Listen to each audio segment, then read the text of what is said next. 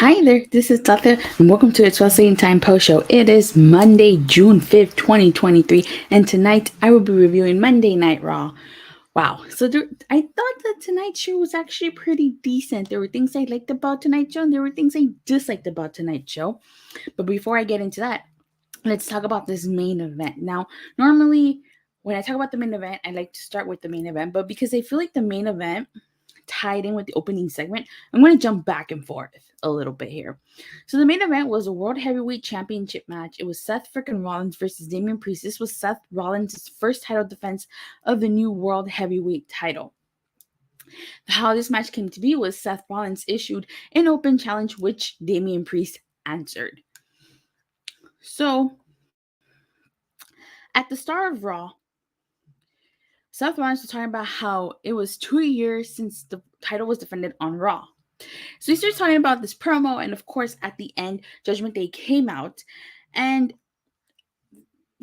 I will say, Seth Rollins got Damian Priest to agree to not have Judgment Day get involved in this match or be at ringside, which is why Damian Priest came out alone during this match. I honestly thought this was a really good match.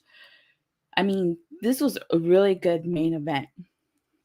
You had Seth Rollins sending Damian Priest into the ring post. You had Seth Rollins doing chest chops and punches to Damian Priest.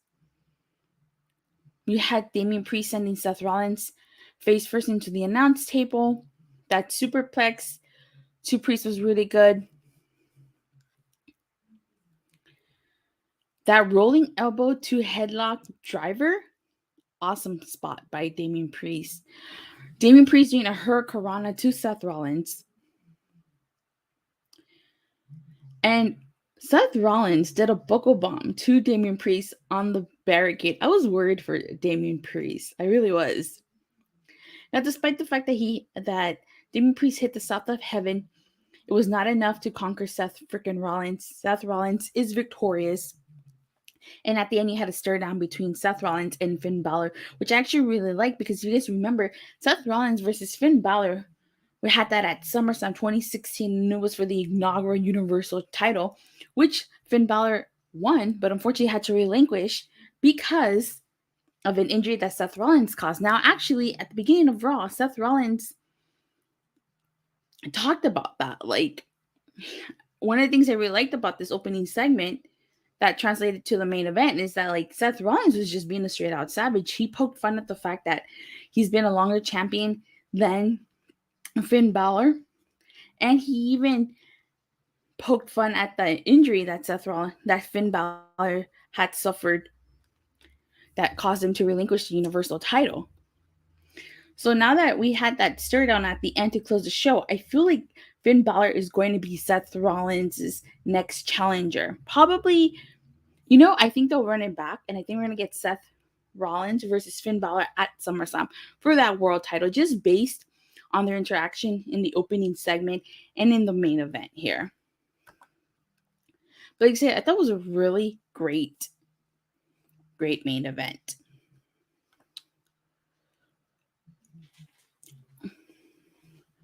So also in the opening segment,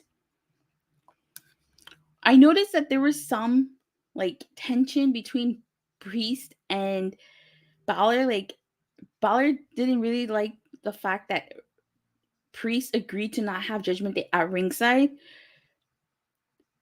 And he was looking at Damian Priest really weird. And even during the main event, Finn Bálor does come out and Damian Priest asks him what's he doing there. So I have a feeling that maybe we're going to see not necessarily the disbanding of Judgment Day, but maybe we're going to see Damian Priest get kicked out of Judgment Day. So you have to wait and see what happens with that. But I like the opening segment and I like the main event.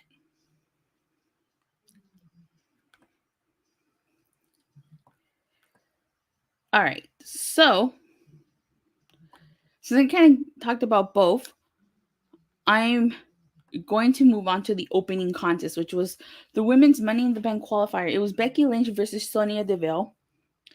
And Trish Stratus and Zoey Starks came out to watch this match. And of course, Chelsea Green was at ringside. She did her best to try to help Sonya Deville win this match, but her efforts proved to be effortless. As Becky Lynch did win this match, so she's qualified for Money in the Bank. So I guess a tag team match is off the table. So I don't think Becky's going to win this Money in the Bank I don't think she's going to win at all. And the fact that Trish and Zoey Starks were out there kind of led me to believe that maybe they were going to cause the match, but they didn't. So we'll see where they go with that. We get a Sami Zayn and Kevin Owens segment, and they talk about Sami Zayn said that he's not the guy to say "I told you so," and I like the fact that Kevin Owens looks at him like, and he's like, "What? I didn't." So he talks about how Bloodline is not his problem anymore, and then Imperium shows up and says that the Bloodline is not their problem anymore, but they're going to be a problem for them. And Kevin Owens just gets like upset with the fact that Imperium apparently didn't learn their lesson last week. He tells them that not to interrupt, and so Gunther shows up and he wants to teach Kevin Owens some temperament problems, and so he marches to the ring. So this leads into Kevin Owens versus Gunther, which was actually a really good match. I'm really surprised they gave us this match on free TV. Like, this is a pay-per-view quality type match here. You had Kevin Owens getting taken down by a side headlock takedown. I mean, he slapped Gunther. Gunther did a chest chops, a Boston Crab. You had KO suplexing Gunther suplex Kevin Owens. You had a stomp to Kevin. Kevin Owens did the super kick followed by the cannonball. A fisherman's buster to Gunther. A superplex from the top to Kevin Owens, a swanton to Gunther. Of course, Vinci attempted to cause a distraction, and Kaiser and Vinci attacked Sami Zayn on the outside. Kevin Owens went to go help Sami, but when they got back inside the ring, he gave Kaiser a stunner, and Gunther was victorious. He won by a roll-up. I'm not sure how I feel about that, but this was a really good match. It really was. And it was a clean finish, too. Yeah, sure, it was a roll-up finish, but damn. I was not expecting that. I thought we were going to get a no DQ here, and I would have been disappointed because this was a good match. Now, it seems that Kevin Owens and Sami Zayn have been having problems with Imperium, so that probably means that they're going to end up facing Imperium for those tag titles. And so after this, we get a Matt Riddle backstage interview / segment in which he talks about he's tired of seeing Gunther cheat week after week. Kaiser and Vinci show up, and Kaiser asks Riddle what's he going to do about it. Riddle then asks him what's he going to do about it. And he proceeds to attack Vinci, and he shows a different side to Matt Riddle. So I'm very curious to see what they do with this Matt Riddle. You know, I'm sure a serious Matt Riddle can work too. We saw glimpses of that when he feuded with Seth Rollins. We have Ronda Rousey and Shayna Baszler backstage segment. And the gist of this segment is that they want to legitimize the tag titles and they don't want the division to be an afterthought. And so Kayden Carter and Kantana Chance interrupt, saying that they want to challenge for those tag titles. And this is their main roster debut.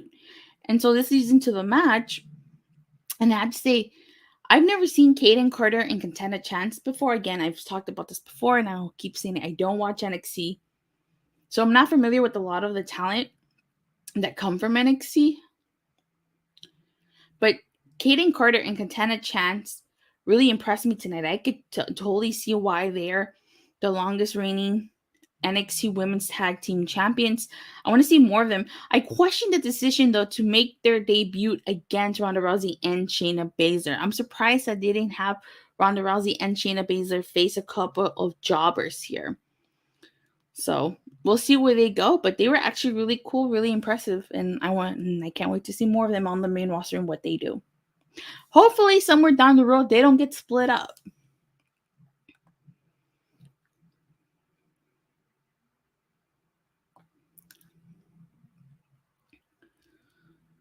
So afterwards, we get a Ricochet and Bronson Reed backstage segment, and this is basically Bronson Reed talking about how he doesn't know Ricochet qualified and he didn't. And Shinsuke Nakamura interrupts and says that he basically beat Bronson Reed. Bronson Reed tells Shinsuke that next time it will be different. And Ricochet says he will hand Nakamura an L. So this leads into Shinsuke Nakamura and Ricochet, which I thought wasn't such a bad match. But of all the matches, this is the one that ends in DQ. As it ends in DQ because Bronson Reed attacks Shinsuke Nakamura. And then he does a double stack splash to Shinsuke Nakamura. And then he hits the tsunami to Ricochet. So Bronson Reed was definitely making a statement on tonight's Raw. We get a quick Alpha Academy backstage segment. And they're basically talking about the Viking Raiders, why they're trying to figure out why they're going after them. And they say that they are the beauty, the brain, and the bronze. Otis says that they can take out the Viking Raiders with deodorant. And Chad Gable agrees to train Maxine Dupree. And that she has a perfect outfit in her locker room for her to be trained. So I guess they decided to go with that instead of splitting up Alpha Academy. They just added Maxine to the group.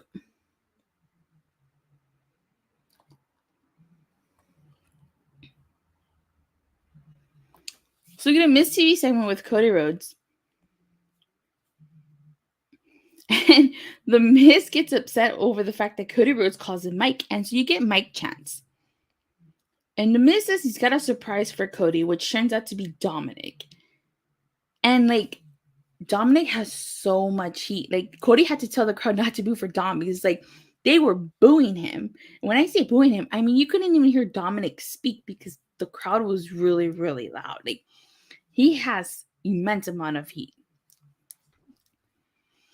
And Dom does something you're not supposed to do. He brought up Cody Rhodes' daughter and called him a deadbeat dad. Cody fires back and says that Dominic spent 15 minutes in prison and that Ray, who he respects, has made some terrible mistakes and he's looking at one. So after this, Dominic slaps Cody and then he hides behind Rhea. And so Cody then attacks The Miz. So I'm not sure what this segment was supposed to do. It didn't lead into anything. And I don't know how this advances the story with Brock Lesnar. But I kind of did like the segment though.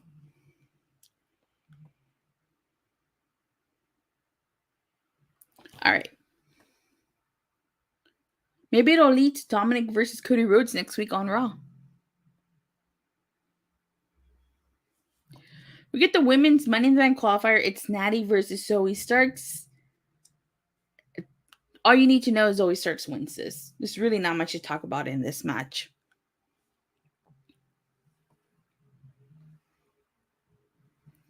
We get a quick Paul Heyman, I guess you can say video promo, video package. I'm not entirely video package, video promo, in which he's basically promoting Friday Night SmackDown. It talks about how Jey Uso will make a choice on SmackDown and that he thinks Jey Uso is going to choose and stand with his brother Solo. So definitely they're trying to get people to tune into Friday Night SmackDown. And we'll see how that works out for them. So we get Andy Shear versus Cedric Alexander and Shelton Benjamin. This was a squash match. I really didn't like this. I felt so bad for Cedric Alexander and Shelton Benjamin. They got squashed in a matter of minutes, or I should say seconds. Andy Shear is victorious. And I just was not a huge fan of that. I mean, Cedric Alexander, you don't reunite the Hurt Business, and that's what they get reduced to? Really? That's but like I said, I was not a huge fan of that. And then after this, we get the World Heavyweight Championship match, which I already talked about. So I'm going to stop my review right there.